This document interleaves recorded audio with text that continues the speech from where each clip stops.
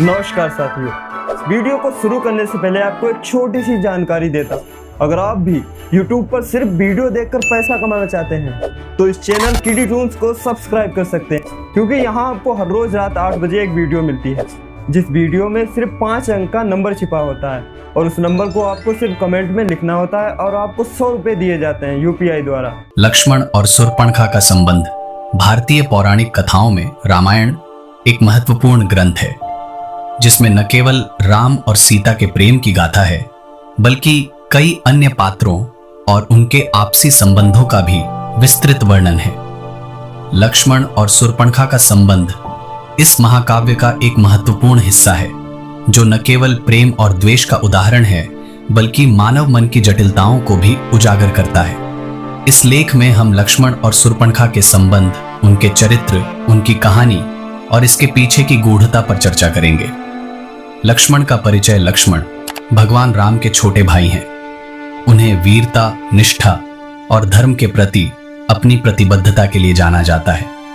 राम के प्रति उनकी भक्ति अतुलनीय है और वे सदैव अपने भाई का साथ देते हैं। लक्ष्मण को हमेशा राम के साथ देखा जाता है, चाहे वह वनवास के समय हो या रावण के साथ युद्ध के समय। शूर्पणखा का परिचय। शूर्पणखा रावण की बहन एक महत्वपूर्ण पात्र हैं, जो रामायण की कथा में एक विशेष भूमिका निभाती हैं। उनकी सुंदरता और उग्र स्वभाव उन्हें एक अद्वितीय चरित्र बनाते हैं। शूर्पणखा की कहानी में उसकी राम और लक्ष्मण के प्रति आकृष्ट होने और उसके बाद की घटनाएं प्रमुखता से दिखाई देती हैं। वह एक नकारात्मक पात्र हैं, लेकिन उनकी कहानी में मानवीय भावनाओं का एक अलग पक्ष भी देखने को मिलता है।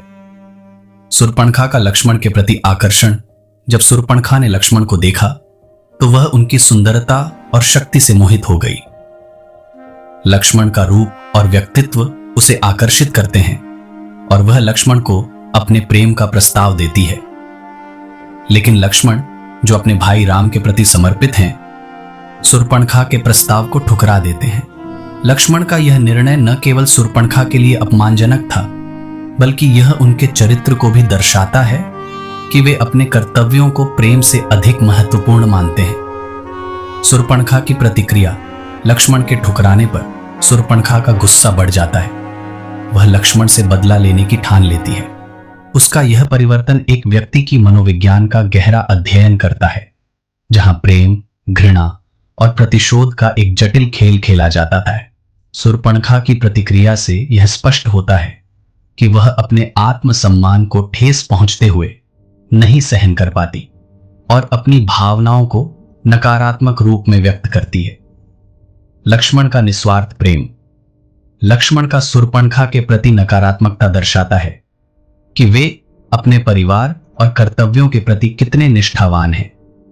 उनकी निष्ठा राम के प्रति और सीता के प्रति उनके समर्पण को दर्शाती है।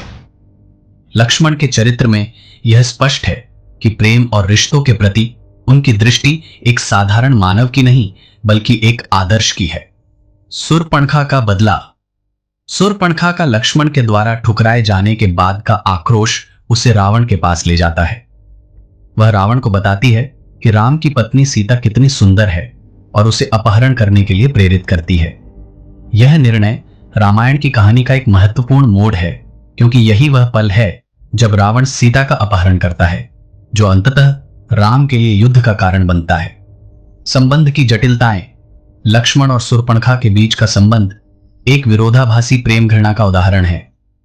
शूर्पणखा की इच्छा और लक्ष्मण का निस्वार्थ प्रेम, दोनों के बीच का टकराव एक सामाजिक और मनोवैज्ञानिक दृष्टिकोण को दर्शाता है। यह हमें यह भी सोचने पर मजबूर करता है कि कैसे एक साधारण प्रेम प्रस्ताव भी जटिलताएं उत्पन्न कर सकता है। निष्कर्ष। लक्ष्मण और शूर्पणखा का संबंध रामायण की कथा में न केवल एक व्यक्तिगत कहानी है, बल्कि यह एक गहरे संदेश का प्रतीक भी है। यह दर्शाता है कि प्रेम, घृणा और प्रतिशोध के बीच की सीमाएं कितनी बारीक हो सकती हैं। लक्ष्मण की निष्ठा और शूर्पणखा की भावनाएं दोनों ही मानवीय मन की जटिलताओं को उजागर करते हैं। इस प्रकार यह संबंध न केवल एक कहानी है, बल्कि यह एक अध्ययन है कि कैसे मानवीय भावनाएं और निर्णय एक दूसरे को प्रभावित करते हैं। इस प्रकार लक्ष्मण और शूर्पणखा के संबंध को समझने से हमें मानव मन के विविध पहलुओं की गहराई में जाने का अवसर मिलता है। यह कथा हमें यह सिखाती है कि जीवन में प्रेम और घृणा दोनों का अपना स्थान है और इन भावनाओं के बीच संतुलन बनाए रखना ही असली चुनौती है।